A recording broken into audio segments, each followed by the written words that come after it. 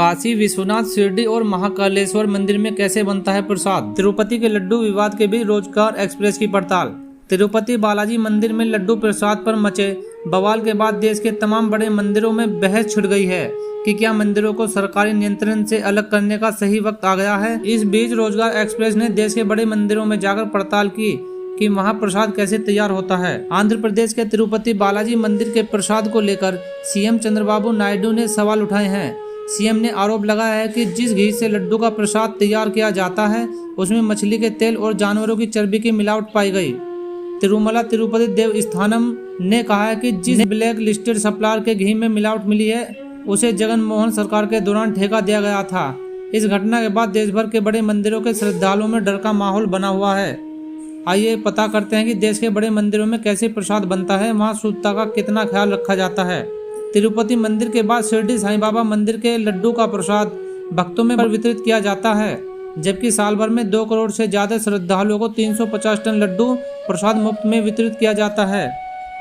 साईं मंदिर ट्रस्ट के सीईओ ने लड्डू प्रसाद बनाते समय FSSAI से फॉलो कर देसी घी ड्राई फ्रूट्स का इस्तेमाल करने का दावा किया। साईं भक्तों को दर्शन के बाद मुफ्त में बूंदी का प्रसाद दिया जाता है।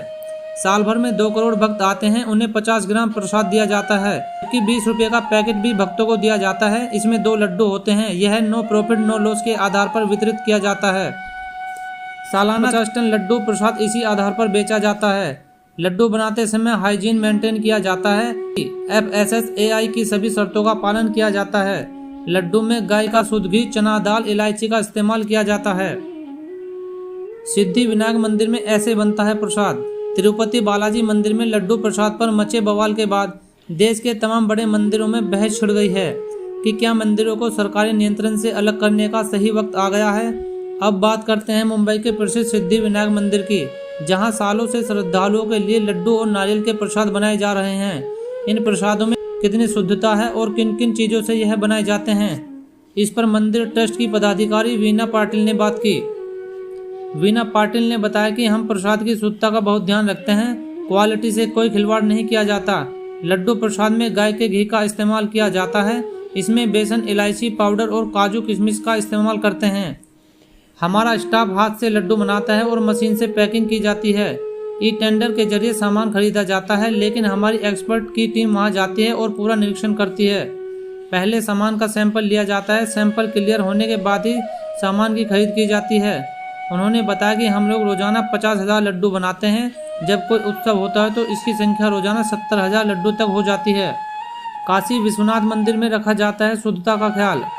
वाराणसी के काशी विश्वनाथ मंदिर से रोजाना करीब 1000 किलो महाप्रसाद यानी लड्डू भक्त खरीद कर ले जाते हैं। काशी विश्वनाथ मंदिर न्यास ने लड्डू की पूर्ति की जिम्मेदारी 2 वेंडरों को दी है। जैसे ही तिरुपति के प्रसाद पर विवाद हुआ, वैसे ही विश्वनाथ मंदिर के अधिकारियों और कर्मचारियों का दल वेंडर के यहाँ यानी जहाँ लड्डू निर्माण हो रहा है वहाँ निरीक्षण के लिए गए। लड्डू निर्माण के दौरान गुणवत्ता, शुद्धता और पवित्रता परखने के लिए काशी विश्वनाथ मंदिर के SDM शंभू शरण सिंह पहुंचे। उन्होंने शुरू से लेकर अंत तक की लड्डू निर्माण की प्रक्रिया की जांच की। उन्होंने बताया कि मंदिर के प्रसाद की गुणवत्ता की चेकिंग फूड डिपार्टमेंट से कराई जाती है ताकि गुणवत्ता बनी रहे। घी की लैब रिपोर्ट कराई है जिसमें किसी तरह की गड़बड़ी नहीं मिली, लेकिन संतुष्टि के लिए एक बार फिर सैंपलिंग कराई जा रही है। उन्होंने बताया बाबा विश्वनाथ जी को भोग लगाने वाले प्रसाद को तो मंदिर के पुजारी ही बनाते हैं। इसके अतिरिक्त भक्तों के लिए प्रसाद की पूर्ति के लिए वेंडर से टाई अप है। वेंडर अशोक हलवाई ने बताया कि गुणवत्ता, शुद्धता और पवित्रता का पूरा ख्याल रखा जाता है। वर्कर तक के खाने पीने का ख्याल रखते हैं। वे खुद भी लहसुन, प्याज या मादक पदार्थ तक का सेवन नहीं करते। वर्कर मास्क लगाकर लड्डू बनाते हैं। लड्डू निर्माण में सिर्फ सनातनी ही जुटे हैं। पटना के महावीर मंदिर में कैसे बनता है नवेदम प्रसाद। पटना के महावीर मंदिर में हमारी टीम उस कारखाने में पहुंची जहां रोजाना हजारों किलो नवेदम प्रसाद बनाया जाता है। कारखाने में एक साथ 30 कुंटल लड्डू बनाए जाते हैं। कारखाने के मैनेजर सेसोदरे ने बताया कि यहाँ दिन के हिसाब से लड्डू की मेकिंग होती है। मंगलवार को सबसे अधिक 80 कुंटल लड्डू बनाए जाते हैं, बाकी दिन 30 कुंटल लड्डू तैयार होते हैं। हम शुद्धता का पूरा ख्याल रखते हुए लड्डू बनाते हैं। मैनेजर ने बताया कि यहाँ नंदिनी घी का इस्तेमाल कर लड्डू बनाए जाते हैं।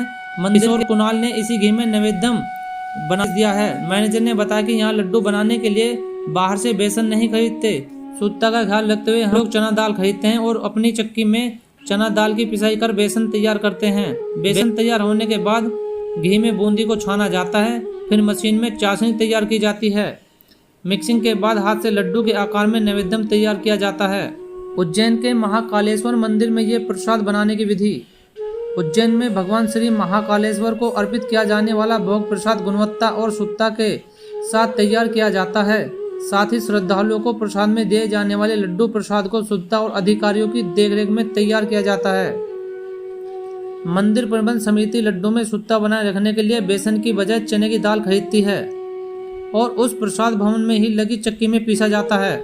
यहाँ से जो बेसन तैयार होता है उसे प्रसाद के लिए उपयोग किया जाता है। इसके अलावा रवा, काजू, किशमिश की क्वालिटी चेक करने के बाद ही मंदिर समिति उसे खरीदती है।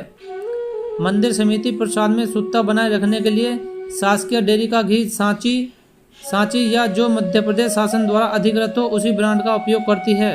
श्री महाकालेश्वर मंदिर प्रबंध समिति के सहायक प्रशासक डॉक्टर पीयूष त्रिपाठी बताते हैं कि महाकालेश्वर मंदिर के प्रसाद की शुद्धता के लिए उन्हें कई राष्ट्रीय अवार्ड भी मिल चुके हैं। शुद्धता की कसौटी पर खरा उतरने के कारण ही अयोध्या में श्री राम जन्मभूमि ट्रस्ट द्वारा उन्हें प्रसाद संबंधी जानकारी के लिए आमंत्रित किया गया, जिसके बाद उज्जैन से अयोध्या गई टीम ने गुणवत्ता के साथ लड्डू प्रसाद के निर्माण की जानकारी दी। ऐसे ही शानदार वीडियो देखने के लिए सब्सक्राइब करें रोजगार एक्सप्रेस।